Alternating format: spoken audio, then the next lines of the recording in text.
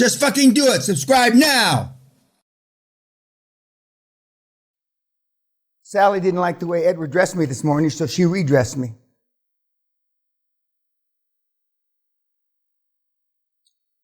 Just a little sidelight you guys don't have to go through, but Butler used to hold a towel for me when I got out of the bath.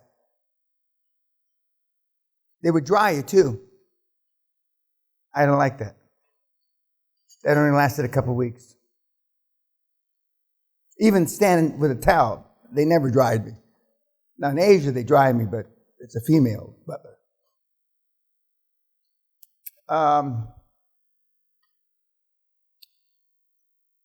Would you get me a coffee, please?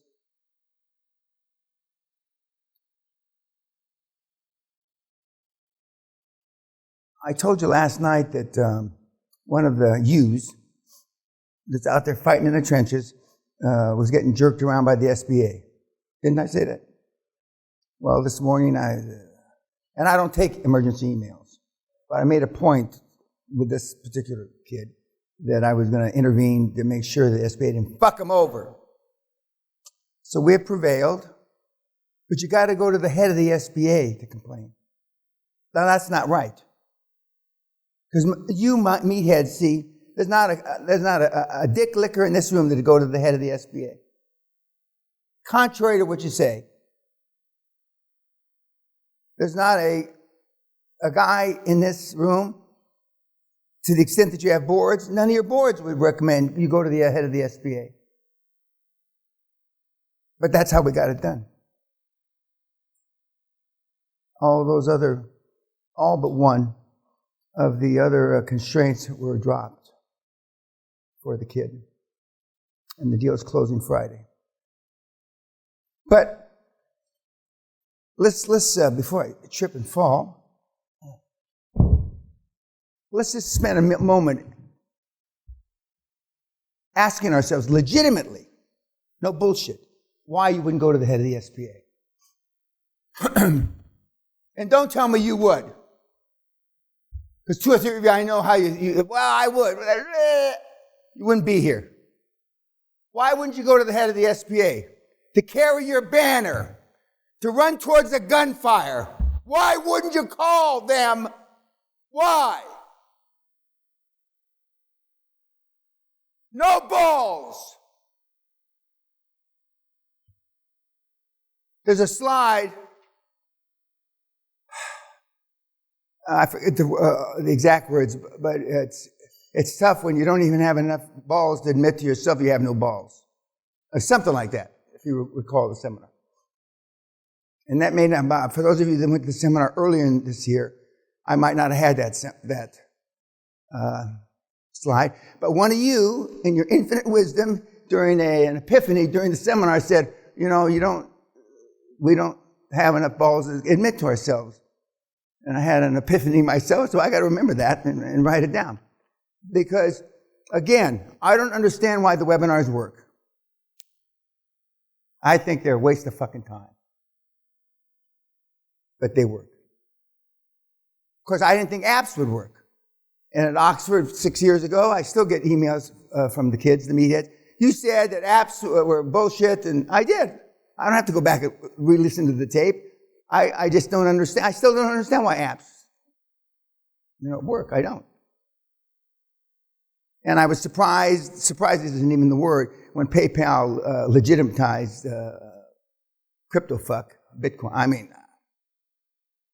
I still believe with all my heart that in 10, 20 years from now, or whenever it is, 10, 20 months from now, that all these people that have legitimatized its platform will be sorry. Because I just don't understand why anybody would consider that. I also didn't believe that as stupid as the governments are, I didn't know 21% of every dollar that we printed this year was going to, the money we printed this year is going to be 21% of all the money we've ever printed in the history of the United States. And that's one of the reasons BitFuck has got legitimacy, because they're debasing our currency. I don't know how much more it can be debased, not worth shit.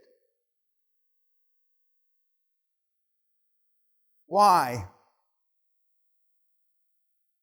Do I have to intercede to save the kid? And that's where we are, kids. And that's where we are. But it's a she. She's as happy as Larry. She thinks she's having like a permanent multiple orgasm for her.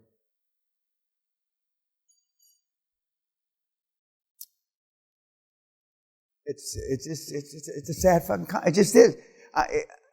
Even after almost 28 years, I still can't believe it. I don't believe it. And when I talk to other people, and some of you have heard this story before. The last time I saw Donald Trump was in, I think it was 1993, at the grand opening of the MGM Hotel in Las Vegas. The elevator to the executive suites parted, and I was with Danny and Derek, and he steps in, and I step in, and he said something to the effect, "I hear you're trying to teach stupid people how to be rich," or words to that effect. Those guys don't understand why you pay me money. Sometimes I don't understand it either. They don't understand why you pay me money to do the obvious. And that's the last time I talked to the now president. Warren Buffett doesn't understand. None of them understand. And I've been doing it 28 years and I don't understand. It's like paying me to teach you how to wipe your ass. But we are where we are.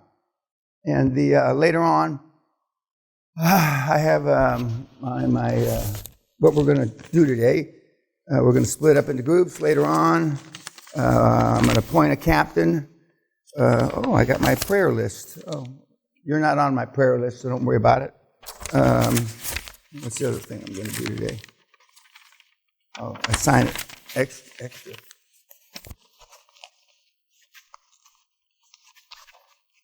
Oh, it's up to me to do, right? Right, Kat?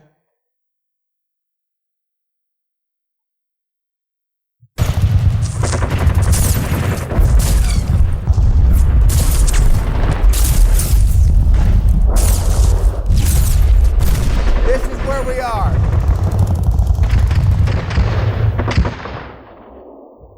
And almost nobody gets it.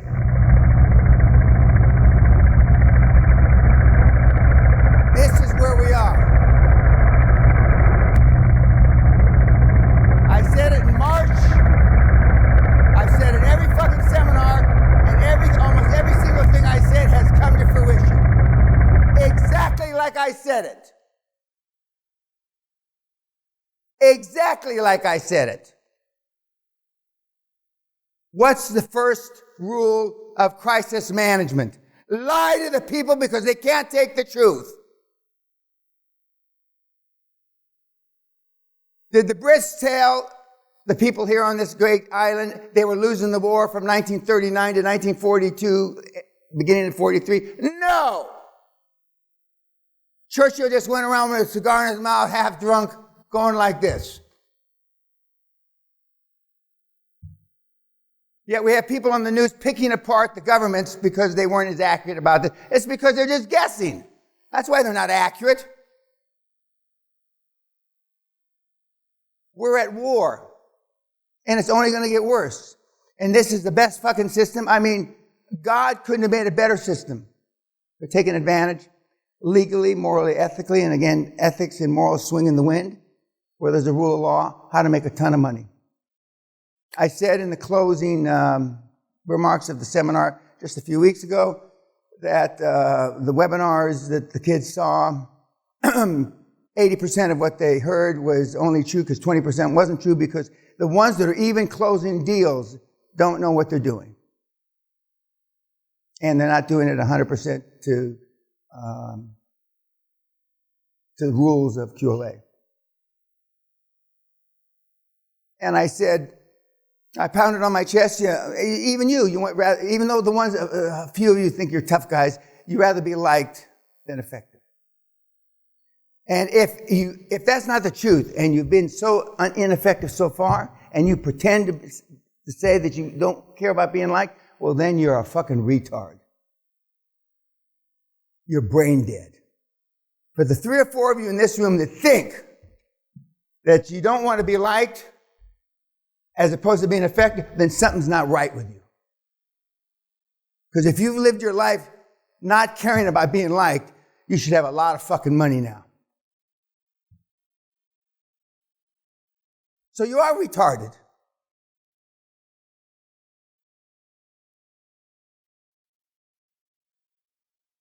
This system is not about the why. It's how. And I'm not going to entertain any questions this week about whys. I'm only going to entertain questions about how. For example, how do you relate to the strengths of the guy last night as opposed to you? Well, there's not a reasonable facsimile in this room to that fucking old fart. Comments on yourself. How do you relate? How do his strengths relate to your weaknesses? Yeah, in the back in the corner.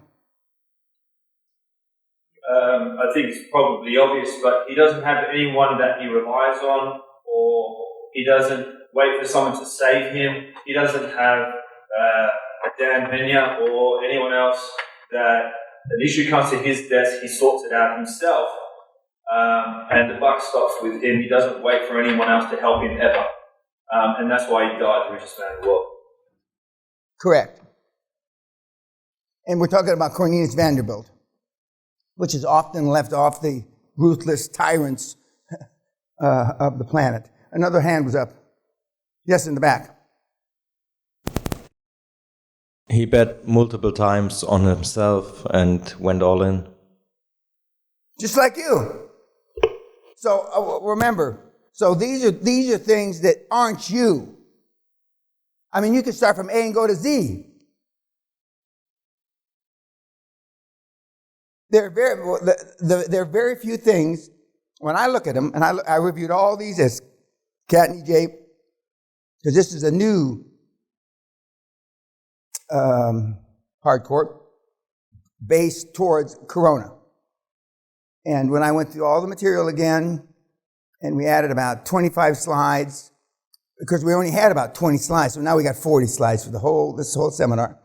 And I went through all the webinars, took some out, added some, and I went through these guys that we're going to hear the next few nights, and vis-a-vis my own self. And with one or two exceptions in the personality and the persona, I'm 100% they are what they are. But as I told you in the seminar, being told by one of the magnates back in the 80s, Dan, if you were as tough as we were, you'd be the first trillionaire on the planet. Because they didn't deem me tough enough. And meaning, what I have, in Carnegie's case, I've hired the Pinkertons to gun people down. I don't know. It's not likely. But there's 3 or 4 exceptions, but those are the only exceptions. Hence, they say I'm not as tough as they are. And in that regard, using that as a benchmark, they're absolutely right. What else? Yes, sir. I watched especially Vanderbilt and saw at 16 he was fighting men, and then at the same time buying a boat that turned into his big business. I compared it to myself at his age and realised I was not even in the ballpark where his mindset was. And again, I've had this realisation over and over, but I compared to him, I just had no self-esteem. Yeah, and these guys, and before this generation, you had duels. You know, instead of talking shit on Facebook, you had a duel, either with swords or with pistols. You guys wouldn't, nobody in this room would be here.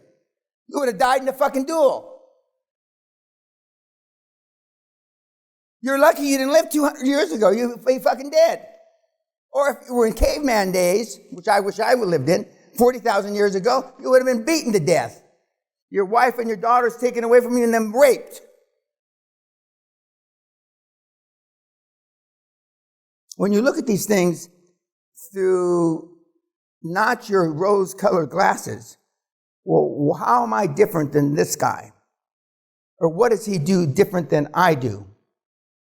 And I don't have to give you a benchmark of 100 things. You know what they are. You know what they are. Yet, with your personality, you can still use QLA. 98% of all the high-performance people on the planet are introverts. Gates, Zuckerberg, Buffett. I've gone through all that. We're not going to repeat that. We're not going to beat that dead horse. But they're introverts. Now, certain professions, I should say, have more extroverts than introverts. But even when they're extroverted, rarely do you find an alpha male. For one reason, the last 40 or 50 years, the alpha male has been beaten out of the male on the planet. It's not considered a positive trait to be an alpha male, and that's why Brian Rose says I'm probably the last living, Neanderthal. And of course, I point out, because I've done research, Neanderthal had a brain 20% bigger than Homo sapien. 20% bigger. So, what else about the traits that they have that you don't? Yes, in the back. He did not care, Vanderbilt. He did not care if anyone liked him. And to that point, he got even, and he got back, just like Trump, just like yourself. He was flush with cash, he didn't have lenders or wasn't over-leveraged, and he suffocated the competition. And so even though he might have been tricked once or twice, he always got even. And it was because he focused on the cash, and it's the difference between, I guess, a person like himself or myself or maybe some other people. Yeah, we make a mistake, but he could make a mistake and then get back, whilst we might just get angry and sit in our fucking room. We're getting ready to post a couple of recent court hearings where I prevailed against guys stealing my stuff and guys stealing the logo, etc. And the only thing right now is, do we have to redact their name out? Because it's not slander, because it's the truth. I just soon leave their name, and I hope they sue me. And I'm telling everybody that I kicked their ass in court. And we got a favorable ruling in a country that, in my humble opinion, has no rule of law, which I was fucking flabbergasted. Fucking flabbergasted. That maybe, and maybe things are changing. Speaking of changing, I have to make a public apology about a comment I made, which was altogether untrue, unbeknownst to me. At the end of the last seminar, I was talking about the kid, 26 years old, that has a head this big and a body this big, and he's still alive. He was last time. He's now 30, and he's still alive, and he's talking and walking. He was a fucking vegetable. He couldn't roll. So I checked, unlike for our contact at St. Teresa in the Philippines, and they said, oh, yeah, he had an operation, a special operation, and his head is not as big as it was, but this is for inflammation. And he's going to a special needs school. And I read that, I thought I was reading, well, respect, he's a vegetable. And he's talking and walking a little. So, and when I said that there's one guy, I was giving an example of somebody that shouldn't have been born. Should have rolled down, you all should have rolled down your mama's leg. And he's alive and well. And they call him, and if they call him this at St. Teresa's, the miracle kid. So there are miracles, and you still have hope, guys. Not much, and I don't think it's funny. There's a slide coming up. I'm not going to waste the few years I have left in coaching with fucking bums. That's one of the reasons I did away for the mentor program. The other reason was it wasn't as effective as I had thought it would be. It was effective. But the ones, and we're going to talk about the ones that have survived and prospered during Corona and the ones that didn't. And there's some really blatant characteristics. Anything else about Mr. Vanderbilt from last night?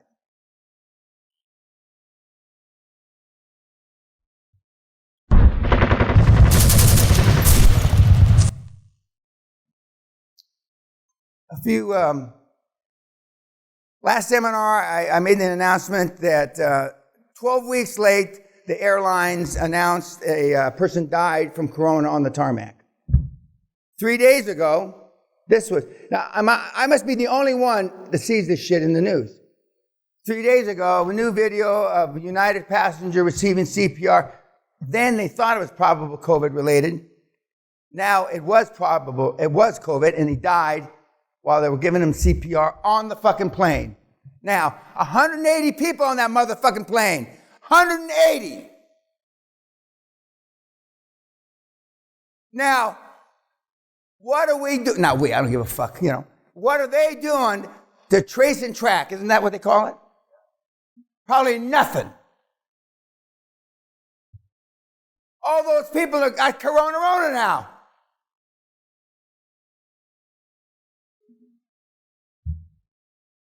You don't know, and this is why it's going to last forever. There's a reason why Warren Buffett and Dan Peña said airlines are through for fucking ever. How are they going to deal with it? Now some of the airlines are saying, well, we're going to make you take a test for $240. Well, nobody's going to take the fucking test. The average Pollyanna meathead has not thought this through at all. They don't want to think it through. We're done. We're toast. All those people trying to help that poor fucker that died. We had a doctor here last seminar. His wife's a doctor. When something happens and they ask for doctors, he makes his wife keep her hand down and they don't raise their hands. Not necessarily because of this, but because then if I'm a doctor and I help you and you die, then you sue me for malpractice.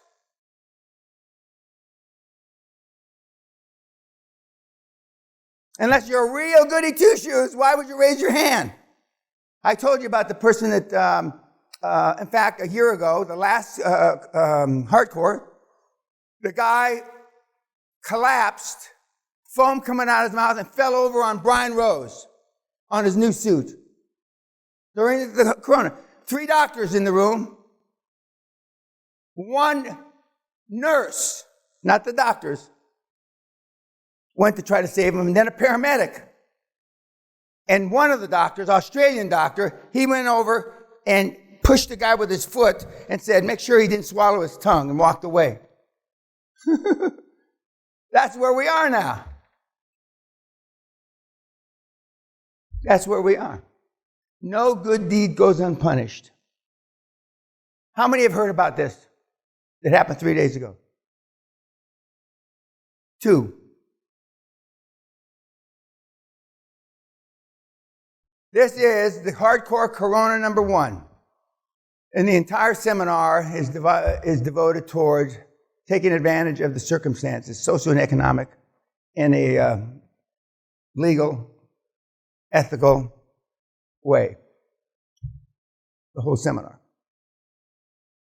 And what it basically is, it's QLA on steroids. The guys and the gals that have done a lot of deals. That's the housekeeping I had from the last. I'll go back over that.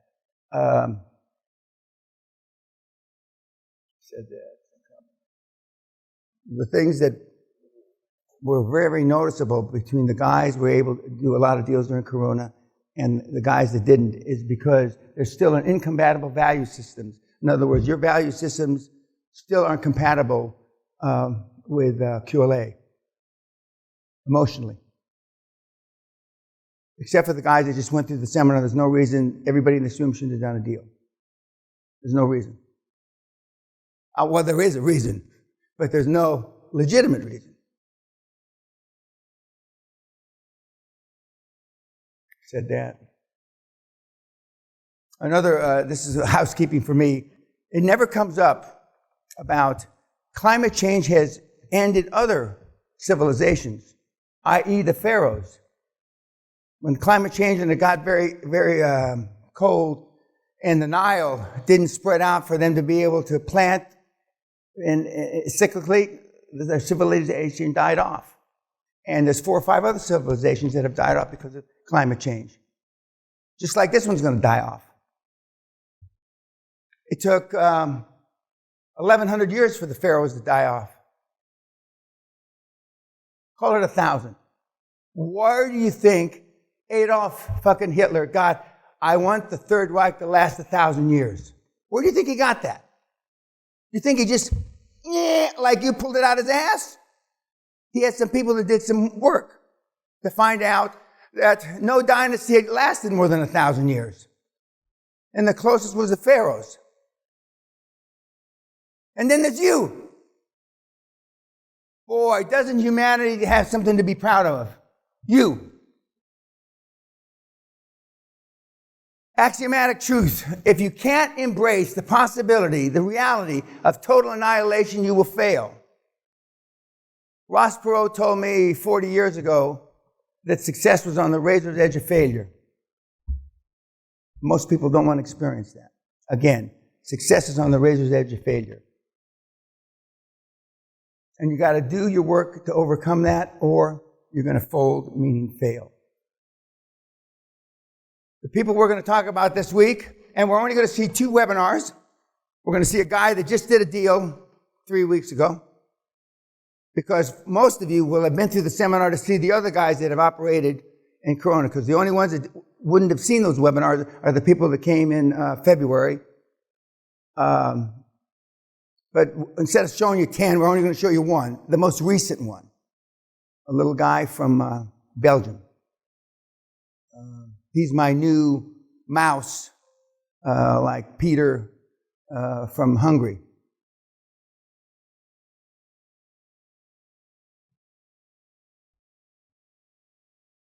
So far, heretofore, everybody in this room has, irrespective of all the reasons you've got, you've operated under denial is easier than confrontation.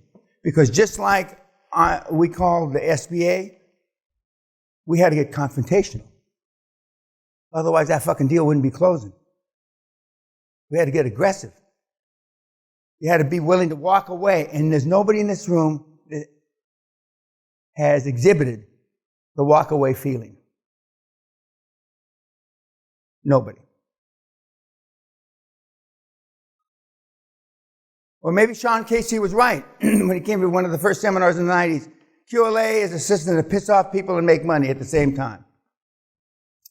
I didn't like it at the time because I was trying to sell the seminar and nobody was coming.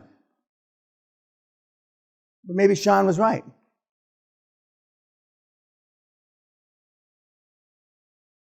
Because the guys that we're going to show examples of that have done 17 deals on the high side and 4 deals on the low side during Corona have pissed some people off. I'm sure the gal that was fighting it out with the SBA the last 3 or 4 days, they can't wait to see the back of her, meaning she'd be gone. Remember Jason Nagy? The banks don't like him anymore in Australia because he's too fucking aggressive. I told Jason he's at the top of his game. Me. They called Sally, this is 10, 15 years ago, they called Sally ahead and says, we don't really need Mr. Peña at the meeting. His time is too valuable. And they love to see you. They can't fucking wait to see your fucking sad, sorry asses. They can't wait. They jump for joy.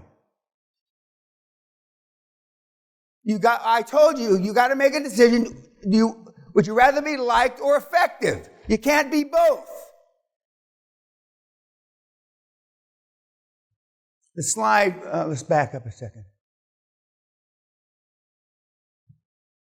When I was interviewed in 2014 by Brian Rose, he said, to describe you, how would you describe yourself? And I said, I'm a cross between Freud, Patton, and Jack Welch.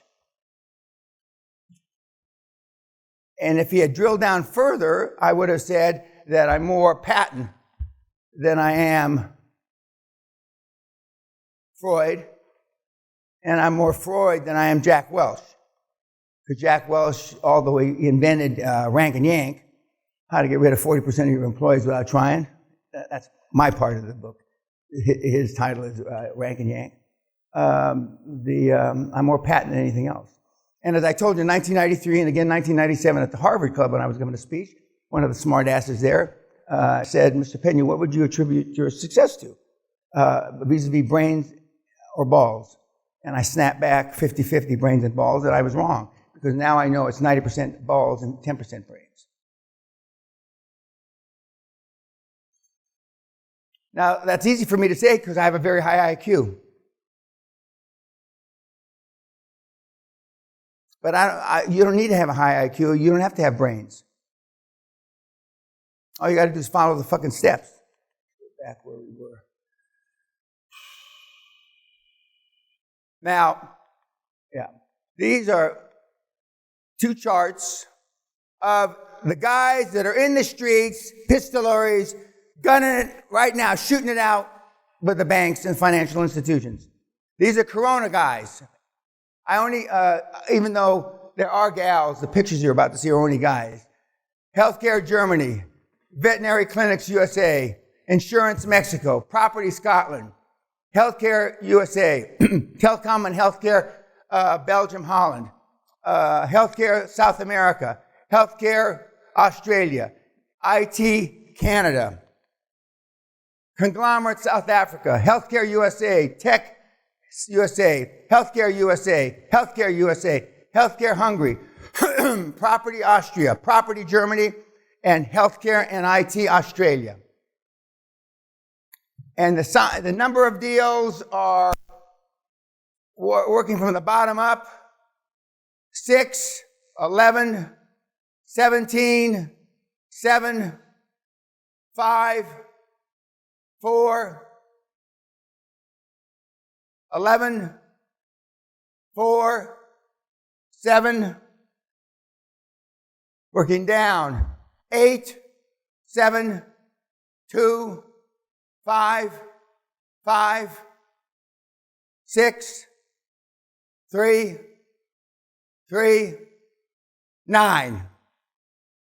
During Corona.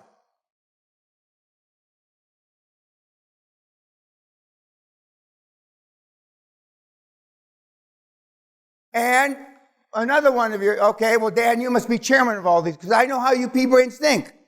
On this sheet, I am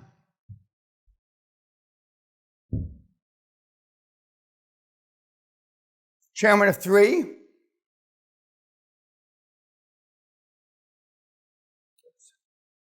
And on this, I'm chairman of none.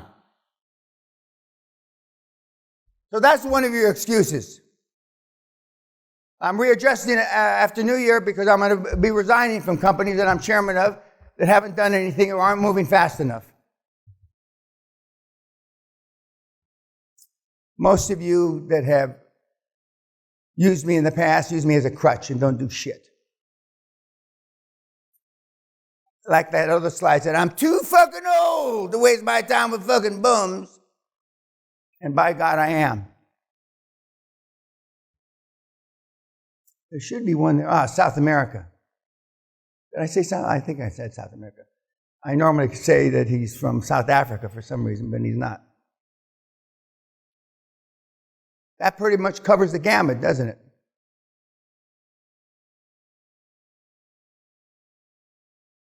The next question you're going to say, well, those guys must be all rich. Right? I'm going through the excuses you use. On this list,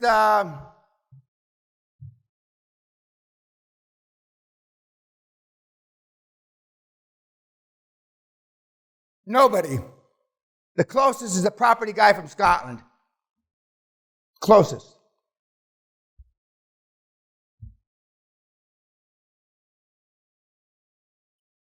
Marcus Bauer and Anelli had money before Corona. So what's the next reason that they did it and you didn't? Not just you, but what's it? Okay, chairman, they've got money. What's the next excuse you use?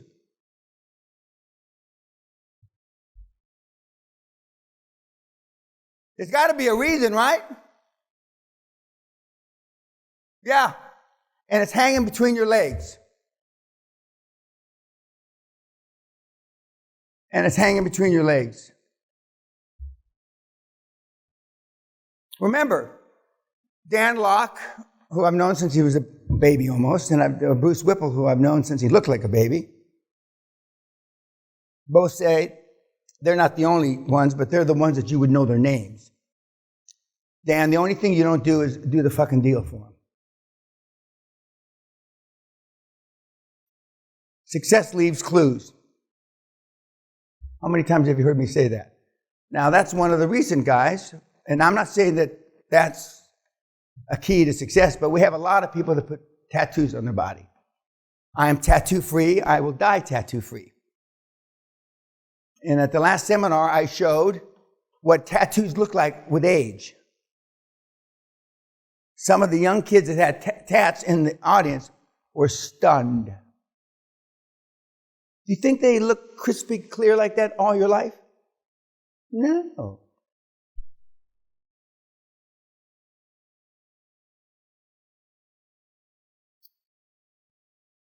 Now here's a guy that doesn't want to be liked. It's obvious. The New York Post wrote an article that I'm a scumbag. Stern said Tuesday, scoffing at the piece, I swear to you, I don't spend a minute worrying about it. I couldn't give a fuck what people think about me, he continued. You don't like me? You don't want to work for me?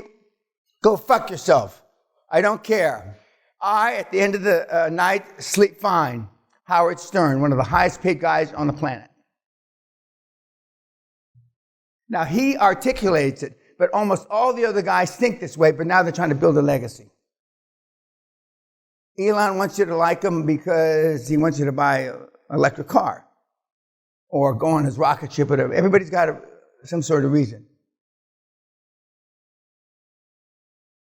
The people on the two lists, the two slides that I showed you, most of the guys got it done just the sheer force of will. And when you see the one webinar of the guy that just the most recent Corona success story, you'll see that when he talks to you about throwing up every time before he got on the phone, he was so scared, crying.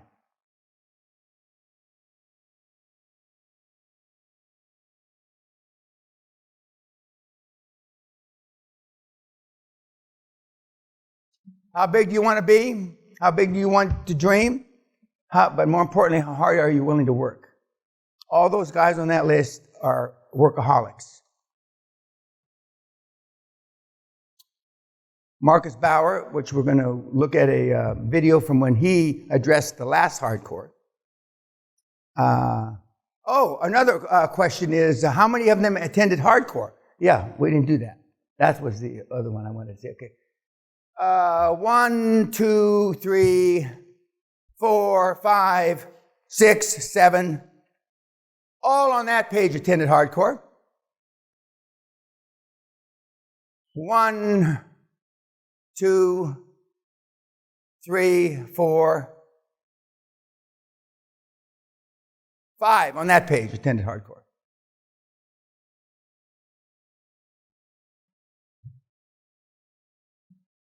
The last hardcore we had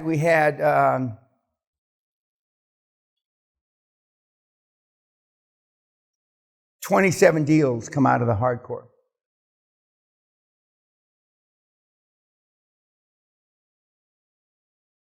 And it's not because you learn anything new.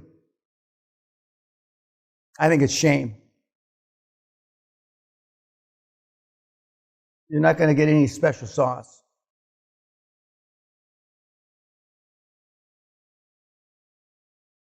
So how hard do you want to work? Now, some of the people on that list that I just showed you, one of which is buying an $8 million house in Toronto right now as we speak. $8 million, which isn't no big fucking deal to me. Another one is buying, not on that list, but we have another wannabe that's buying a castle not too far from here.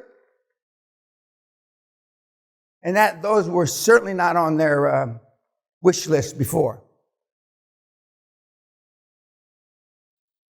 And all of them, I think the least hardworking of those lists of the people that have done Corona is about 80 or 85 hours a week. The least hardworking. The most hardworking on that list is 120 hours a week. Almost sent himself to the hospital from working so hard.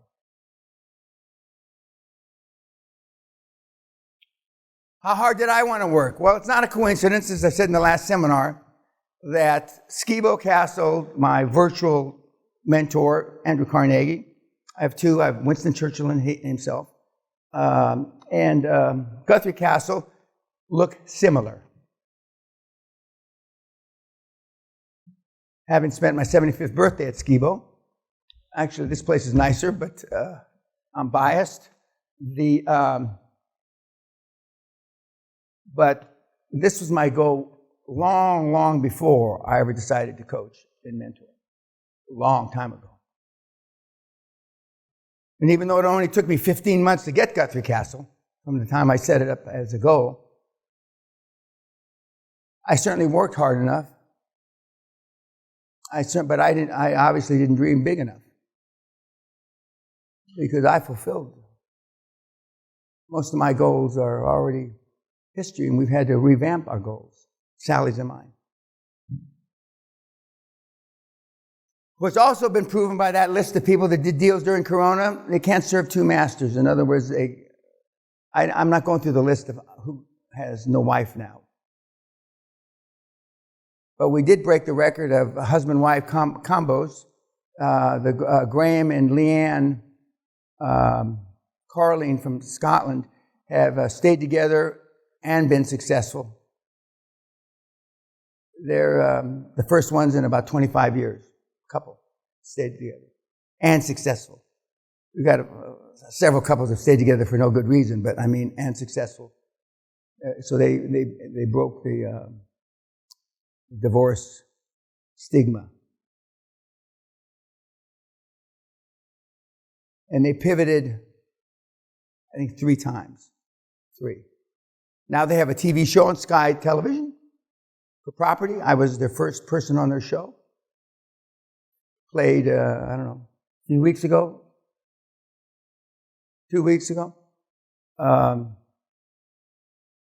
But all they do is work. But you can't serve two masters, meaning you can't, the same as you can't fight two different fronts in war. And we're at war. And another thing that they all had in common, they said it different ways, we followed the word of Dan like it was the word of God. We followed the word of Dan like if it was the word of God. Yes, sir. On this topic of partners or splitting up from partners, I don't know if anyone's asked, but what are some of the qualities? Let's just say... Are we talking about a partner you're fucking or a business partner? Let's say both. Well, I can tell you right now, the odds are 90% against you. What would the qualities be? Well, I mean, in a perfect world, and the world's not perfect, right? And if all the T's were crossed and all the I's were dotted, and puppies didn't piss on the carpet in your house when you're potty training them, you want them smarter than you, which is no big fucking shakes in this group, believe me. But not intellectually smarter, street smarter. And when you normally get a female that's street smarter, that means she's fucked 400 or 500 people. And you don't want that. But the best piece of ass I ever had was somebody that fucked 5,000 people. That's just that's just the way it is. So you want them street smart. You want them presentable. In my case, I want a blonde, buxom adornment to wear on my arm. A big set of tits with blonde hair to walk into rooms with. Shorter than me, which isn't so hard for me. In some of your cases, it'd be hard. I'm not like some of the guys that can, although I've gone out with a couple of girls that were taller than me, play basketball. But anyway, they should be shorter than you. And they should know how to keep their fucking mouth shut. Remember, you praise in person, you criticize in private. And too many of your partners, some of you even mentioned it in your paperwork, your partners can't keep their fucking mouth shut. Meaning they're not supportive. And all that wears on you. Okay, thank you, you two.